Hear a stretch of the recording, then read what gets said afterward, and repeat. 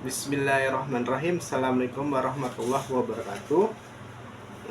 Di sini saya akan menjelaskan yakni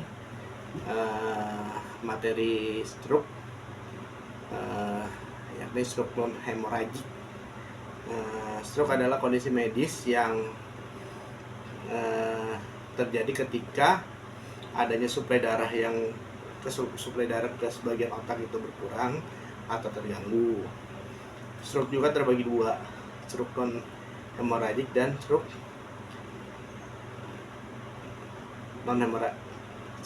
hemoragik dan non hemoragik.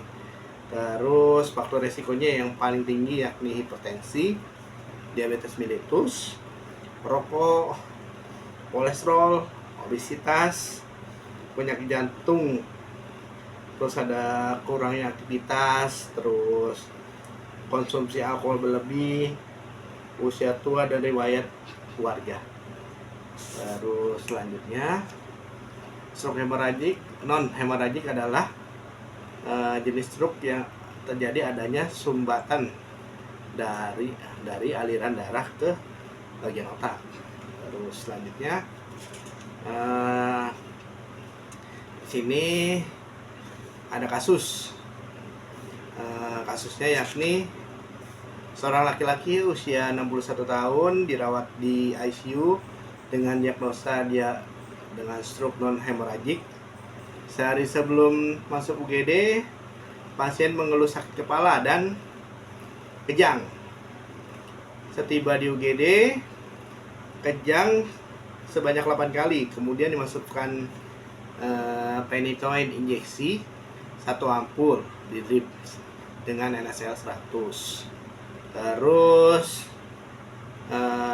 dari pemeriksaan tanda-tanda vital, tensinya itu sangat tinggi banget, 170/90, nadinya 102, terus RR pernapasannya 23 kali per menit, suhunya 38,6, GCS-nya 5, E1, F1, M3, GCS-nya yakni koma.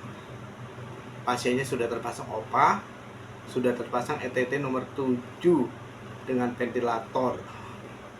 Terus dia punya riwayat diabetes mellitus dengan hipertensi 14 tahun yang lalu. Nah, di sini pasiennya dirawat, masuk dengan IGD dengan keluhan kejang dan sakit kepala.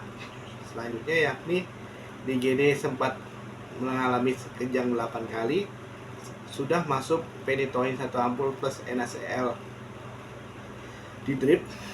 Lalu pasien dipindahkan ke ICU. Pasien sudah terpasang OPA dan ETT nomor 7 dengan ventilator. Lalu pasien ini ada suara ronci dan ronki, jadi ada sumbatan. Terus pasien ini punya riwayat diabetes mellitus dan hipertensi 14 tahun yang lalu. Tidak ada keluarga dengan penyakit tersebut. Terus tidak punya alergi makanan atau obat. Di sini saya akan mengkaji tentang primary surgery. RW-nya yakni jalan paten, di jalan napas dia tidak paten. Terus pasien terpasang OPA, terpasang ETT dan ventilator, dan terjadi suara ronci dan sekrek di rongga mulut serta sekret juga warna kenal. Terus breathingnya yakni pasien bernapas dengan alat bantu ventilator, dia pernapasannya 23, saturasi 92, dia terpasang ventilator dengan FiO2 nya 40% dengan roncinya bilateral. Terus pasiennya dengan sirkulasi ya, tensinya sangat tinggi, 170/90, nadi 102, dia CRT nya kurang dari 2 detik, akar hangat, tidak ada cyanosis. Terus ada disability yakni GCS nya 5, yakni koma, pasiennya tidak sadar. Terus refleks cahayanya itu plus plus atau plus. Terus pupilnya isocores dan kesadarannya koma. Terus selanjutnya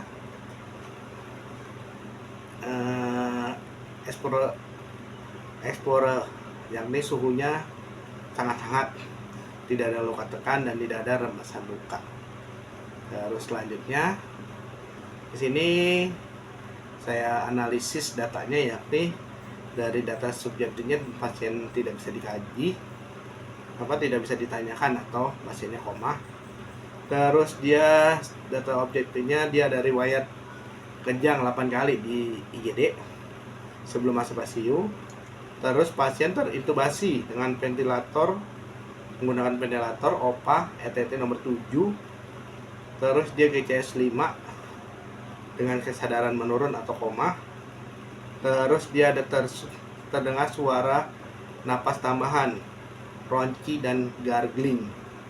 Terus dia tanpa ada sekrek di rongga mulut, itu sangat kental, putih kekuningan, saturasi 92%.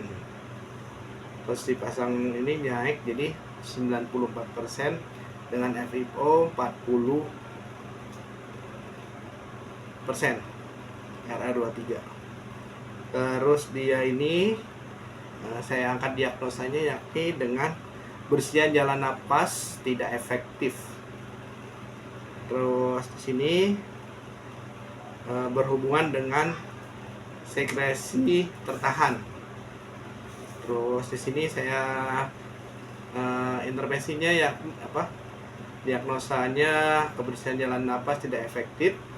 Setelah dilakukan tindakan keperawatan, kriteria hasil sekret menurun, terus bunyi napas tambah gargling menurun, serta peningkatan saturasi. Terus selanjutnya tindakan mandirinya, saya akan melakukan suction dengan menggunakan saya akan melakukan suction di ETT tersebut. Terus pasiennya ini catatan perkembangannya, pasiennya tensinya tinggi, terus sebelum di suction pasiennya diposisikan dulu dengan semipolar. Terus kolaborasinya dengan pemberian Pentolin atau dan Purnicot. Terus selanjutnya di SOP-nya pasien belum dapat berkomunikasi atau terintubasi atau tidak terkaji. Terus sekretnya tambah masih tapi berkurang. Terus suara ronci dan rohinya juga masih, tapi ini udah mulai berkurang dari sebelumnya.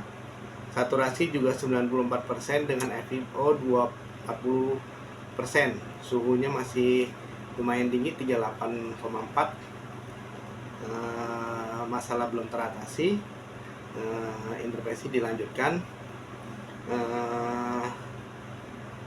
Monitor dan dokumentasi karakter sekretnya.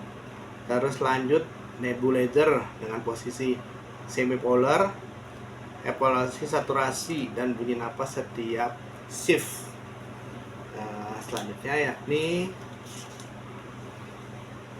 ringkasan dari sistem pencernaan.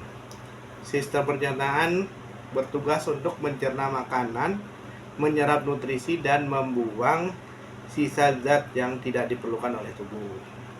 Organnya yang meliputi mulut, tempat awal dari pencernaan itu, terus kerongkongan atau esofagus menyalurkan ke lambung dengan gerakan peristaltik. Terus lanjut lambung mencerna secara kimiawi dengan asam lambung dan enzim pepsin.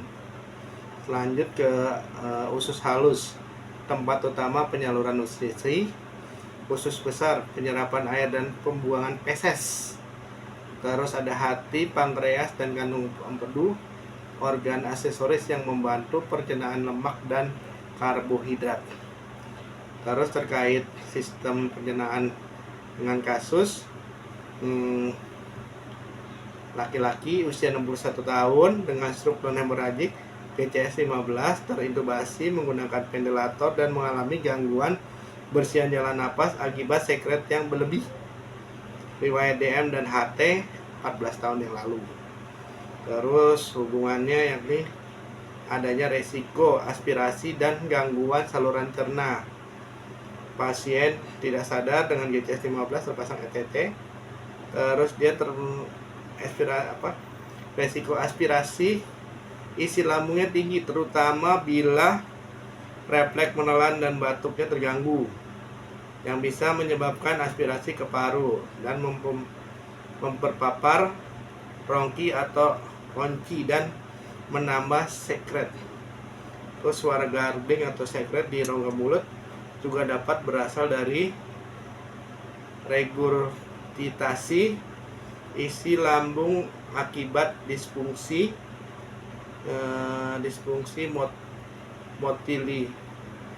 motilitas GI atau tekanan intraabdominal meningkat. Terus stroke juga menyebabkan otomos, menyebabkan gastroparesis, konstipasi atau distensi abdomen. Terus pengaruhnya dari obat DM dari pencernaan yakni pasti rasa mual, adanya iritasi GI.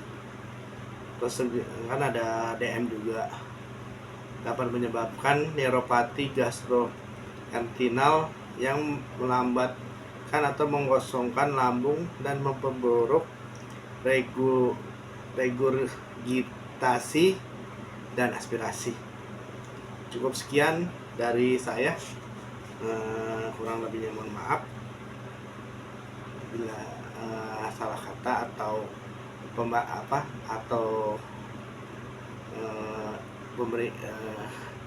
penjelasan materi kasus dan materi. Saya ucapkan terima kasih. Wassalamualaikum warahmatullahi wabarakatuh.